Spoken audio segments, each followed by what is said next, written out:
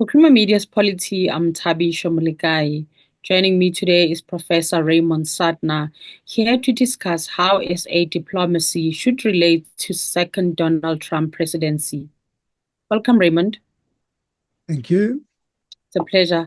In his Daily Maverick interview, new ambassador to the US, Ebrahim Rasool, advises South Africa to tone down its vocal stance on Gaza to avoid alienating Republicans like US President Donald Trump, potentially risking its participation in the African Growth and Opportunity Act trade agreement.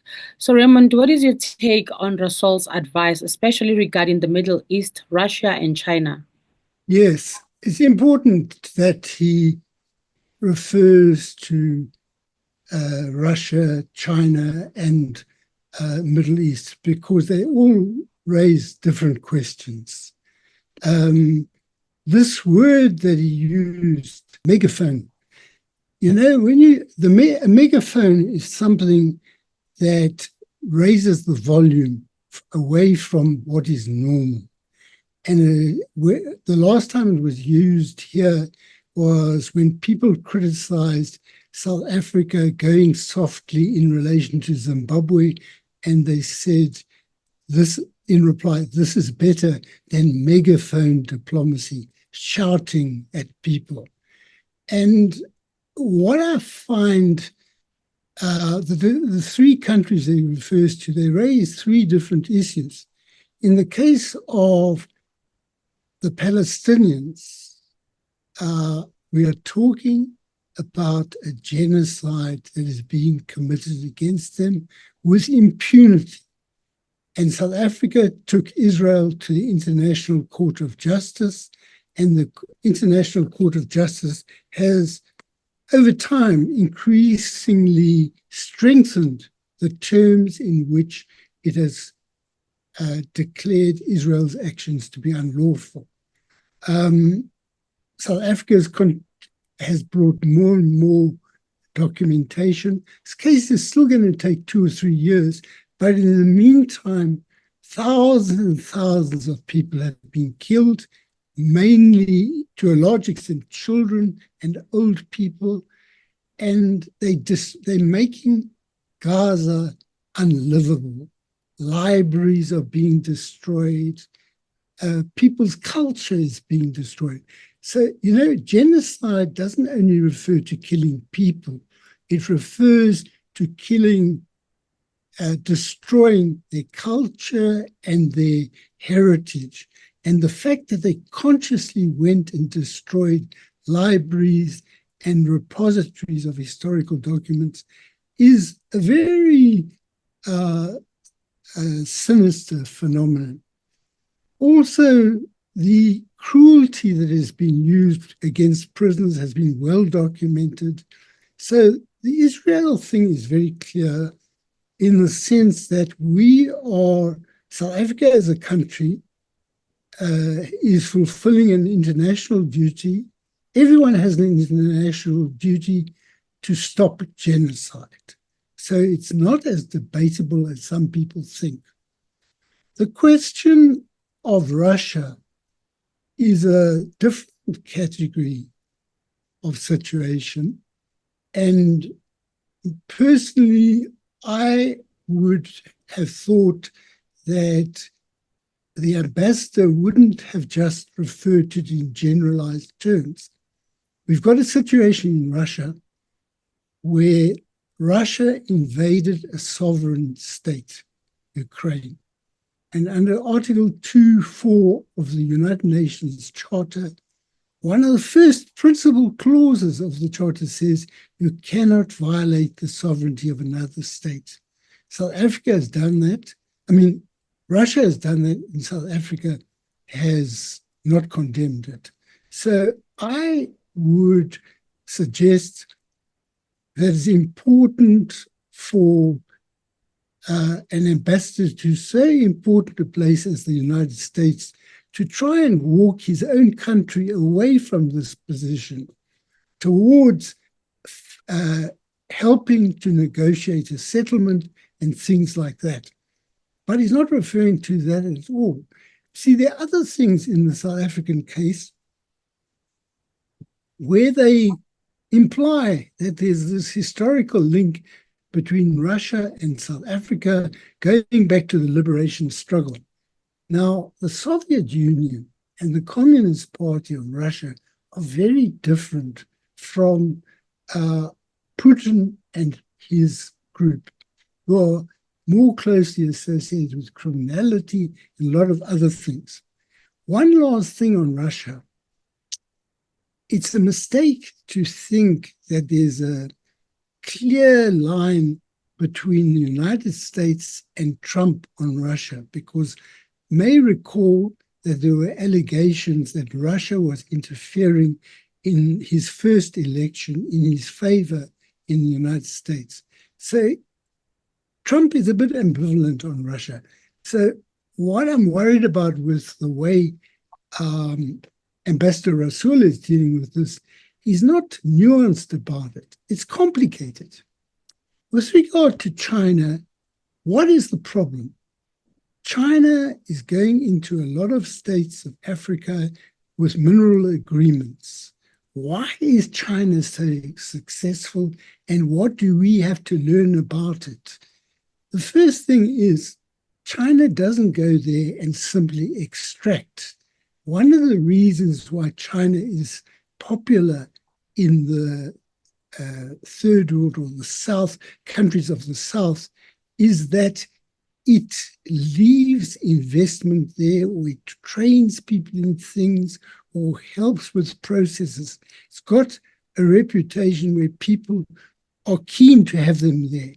So I think there are a number of these things that we have to understand before we say China just extracts from these countries and leaves them with huge debts, which they did in one or two cases. We need to look at the total picture.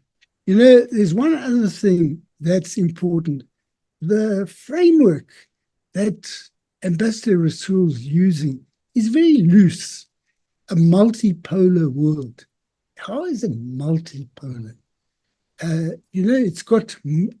Hasn't got one, there's not just a unipolar world, but the thing he doesn't mention is the South.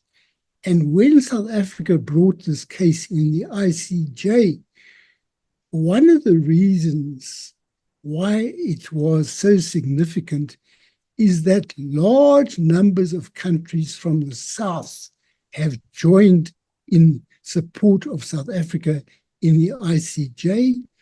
Now, the South must be unpacked. It's not just one country. It's Saudi Arabia, it's South Africa, it's feudal states like Saudi Arabia, it's more radical states like Brazil, etc., etc.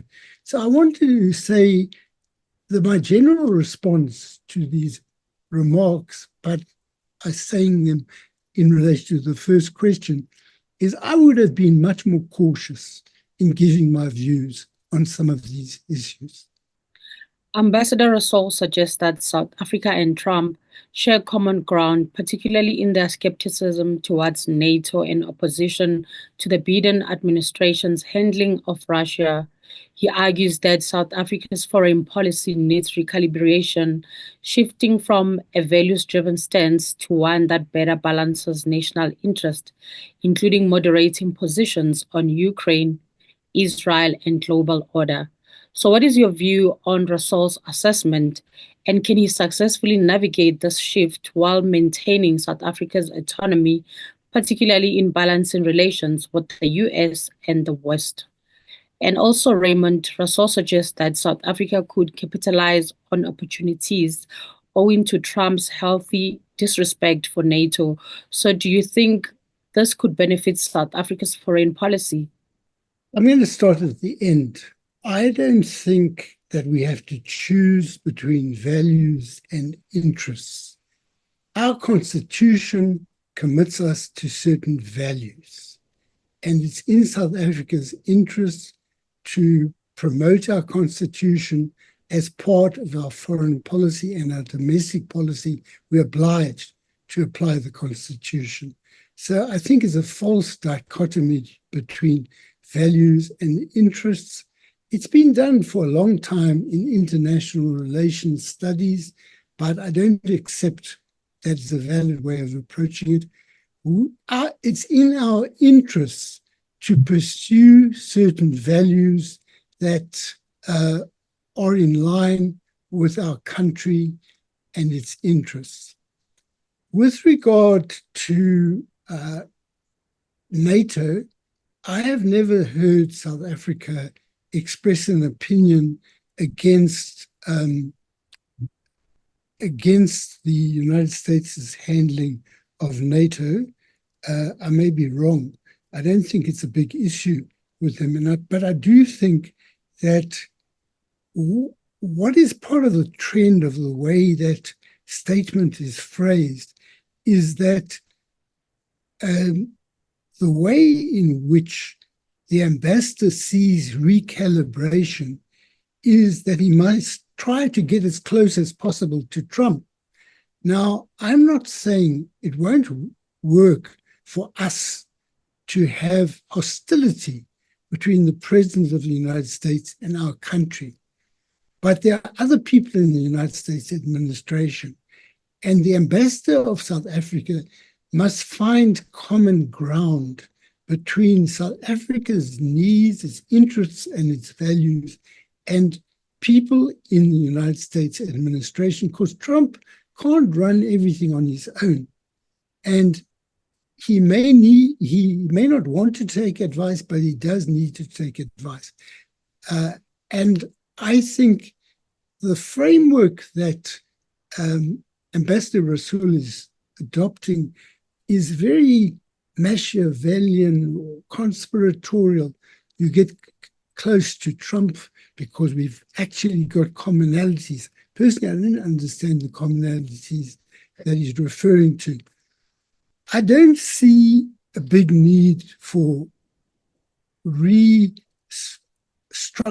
recalibrating, whatever word he wants to use, our foreign policy. I think our foreign policy is basically okay.